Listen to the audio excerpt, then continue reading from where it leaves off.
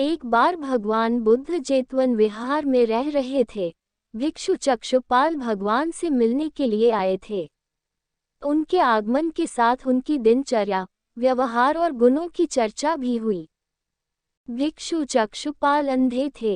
एक दिन विहार के कुछ भिक्षुओं ने कुछ मरे हुए कीड़ों को चक्षुपाल की कुटी के बाहर पाया और उन्होंने चक्षुपाल की निंदा करनी शुरू कर दी कि उन्होंने इन जीवित प्राणियों की हत्या की।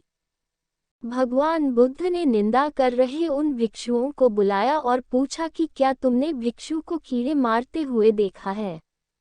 उन्होंने उत्तर दिया नहीं। इस पर भगवान बुद्ध ने उन साधकों से कहा कि जैसे तुमने उन्हें कीड़ों को मारते हुए नहीं देखा, वैसे ही चक्षुपाल ने भी उन्हें मरते हुए नहीं देखा और उन्होंने कीड़ों को जानबूझकर नहीं मारा है, इसलिए उनकी भर्त्सना करना उचित नहीं है। भिक्षुओं ने इसके बाद पूछा कि चक्षुपाल अंधे क्यों हैं? उन्होंने इस जन्म में अथवा पिछले जन्म में क्या पाप किए?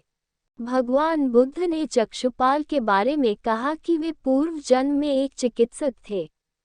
एक अंधी स्त्री ने उनसे वादा किया था कि यदि वे उसकी आंखें ठीक कर देंगे तो वह और उसका परिवार उनके दास बन जाएंगे। स्त्री की आंखें ठीक हो गईं, पर उसने दासी बनने के भय से यह मानने से इनकार कर दिया। चिकित्सक को तो पता था कि उस स्त्री की आंखें ठीक हो गई हैं। वह झूठ बोल रही है। उसे सबक सिखाने के लिए या बदला लेने के लिए चक्षुपाल ने दूसरी दवा दी। उस दवा से महिला फिर अंधी हो गई। वह कितना ही रोई पिटी, लेकिन चक्षुपाल जरा भी नहीं पसीजा। इस पाप के फलस्वरूप अगले जन्म में चिकित्सक को अंधा बनना पड़ा।